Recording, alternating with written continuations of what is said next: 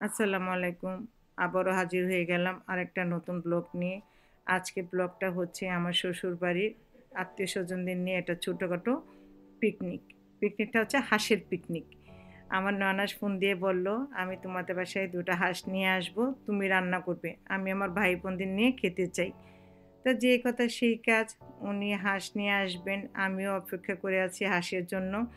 এখন সকালবেলা আমি ওনাদের জন্য ওয়েট করতেছি কখন আসেন। তা আমি সকালবেলা আমার গাছ থেকে একটা লাউ পেড়ে লাউটা রান্না করব। সকালবেলা ওনাদের জন্য চিতই পিঠা বানানো হবে। চিতই পিঠাটা অবশ্য আমার ভাগ্নি করবে। ও সব কিছু নিয়ে আসবে। আমি সেজন্য লাউটা রান্না করে ফেললাম। আমি এখন ওয়েট করতেছি আমার ভাগ্নির জন্য। ওরা এসে পিঠা বানাবে। আর চিতই পিঠার সাথে তো একটু লাল ভর্তা হলে ভালো লাগে। লাল ভর্তা মানে শুটকির ভর্তা। আমি এখন একটু শুটকির ভর্তাও বানিয়ে ফেললাম। এই তো আপা চলে আসলো বাজার সদাই করে। আপা ২ টা হাঁস কিনে আনলো, সাথে গরুর মাংস এনেছে। আরও অনেক কিছু বাজার করে আপা নিয়ে আসছে। আপা এখন এগুলো নিচে বসে কাটবে। আর আমি এখন পিঠা বানাচ্ছি। আমার পিঠাটা যেরকম বানাতে চেয়েছিলাম আসলে ওরকম পিঠা হয়নি। আমার হাতে পিঠা এরকম হয় না। তারপর চেষ্টা করলাম। খেতে অতটা খারাপ হয়নি। মোটামুটি ভালোই হয়েছিল টেস্টটা, হয়তো লুকটা ভালো হয়নি। এই তো আপা এখন বাইরে বসে এই যে মাংস কাটার কাজ শুরু হয়ে গেল। আপা এখন হাঁস ক্লিন করতেছে। আর আমি চুলায় পিঠা বানাচ্ছি। এখন সাথে ধনেপাতার ভর্তাও বানাচ্ছি। চিতই পিঠার সাথে একটু ধনেপাতা না হলে হয় না। ধনেপাতা ভর্তা আর শুটকি ভর্তা এই ২টা চিতই পিঠার সাথে খেতে অনেক ভালো লাগে। তাই সব ফাঁকিবাজি ভর্তা মেশিনেই বানিয়ে ফেললাম। আর এখানে আমি হাঁসটাও আপা হাঁস দিয়ে আমি একটু ইয়ার দিয়ে দেখতে চলে আসছে। ও এখন চিতই পিঠার গুঁড়াটা রেডি করতেছে।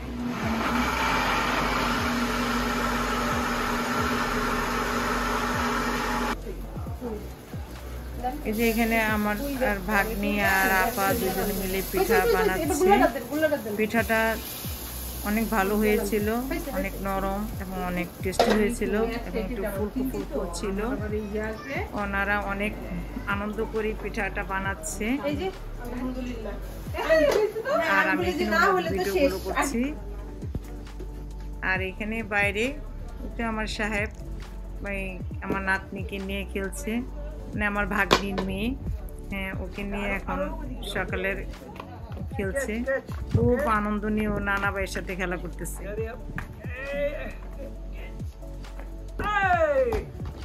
আলিয়া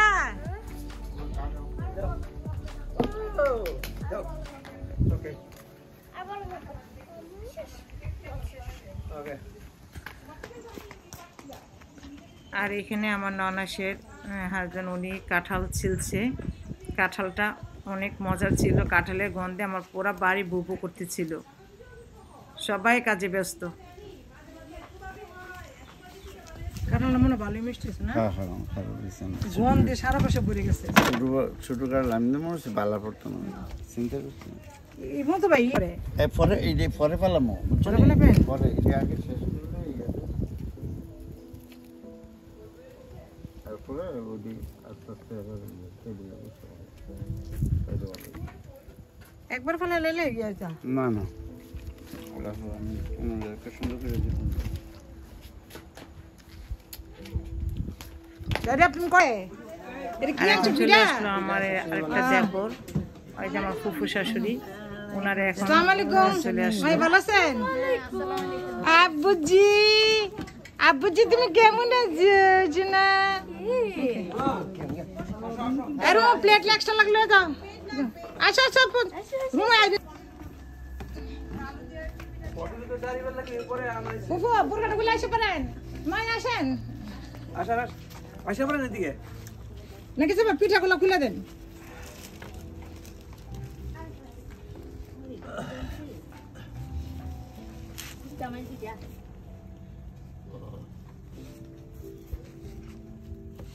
ফিটাগুলো খুলেন। ও সুন্দর তো ফিটাটি।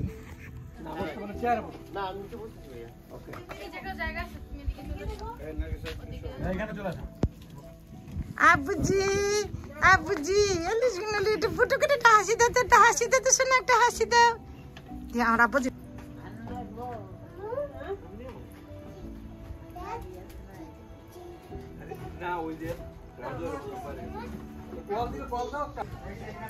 দেখেন কত সুন্দর পাখিগুলো বসে আছে, কবুতর। এগুলো দেখতে খুব ভালো লাগে। প্রতিদিন সকালবেলা এবং বিকেলবেলা 2 বেলায় ওরা এখানে এসে খাবার খেয়ে তারপর বিশ্রাম নেয়। আমার খুব ভালো লাগে দেখতে ওদেরকে।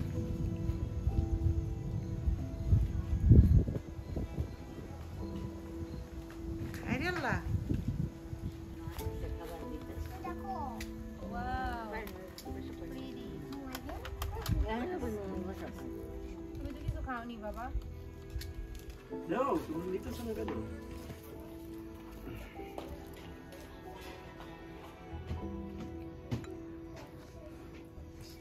আব্বুজি তুমি খেলা করো। হ্যাঁ এই জাম্মু পড়ে যাবে, তুমি ওখান থেকে ইয়া করো না।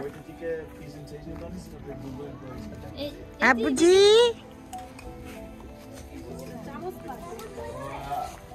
হ্যাঁ খেলা করো। আব্বুজি তুমি খেলা করতেছো? হ্যাঁ হ্যাঁ আম্মা আম্মা কোথায় আম্মু কোথায় আম্মু কোথায়? হ্যাঁ হ্যাঁ জি জি আমরা একটা ব্যাট খাও।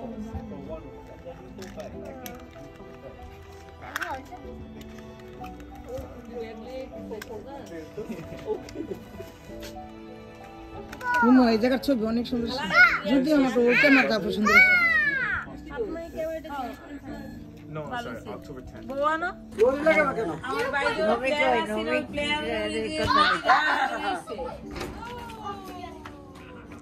বিকেল হইলে বাইরে বাইরে রাখতে আসছে না কেউ, কোন সময় যাইবো বল খেলা। ও আচ্ছা আমি ক্যাচ করছি। তুমি না মুখ কাছে মারো আদনান। আও দেও আজলান দাও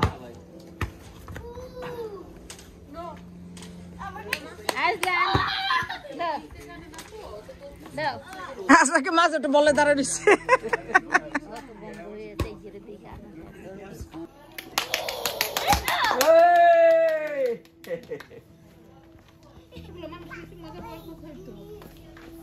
আবার যে হিসাবে এক হয়ে গেছে দেখছো?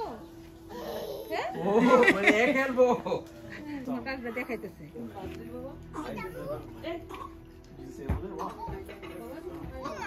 সাদা হয়ে গেছে। এখন বিকেল হয়ে গেল, এখন চা খাওয়ার টাইম। আর চাটা আমার ভাগ্নি আমার উপরে দায়িত্ব দেওয়া হলো। ওর হাতের চা খুবই ভালো হয়, ও একটা স্পেশাল চা বানায়, মশলার চা। চাটা খুবই ভালো হয়েছিল, ও বানিয়ে দিল আর আমি সবাইকে দিচ্ছি। চাটা করো।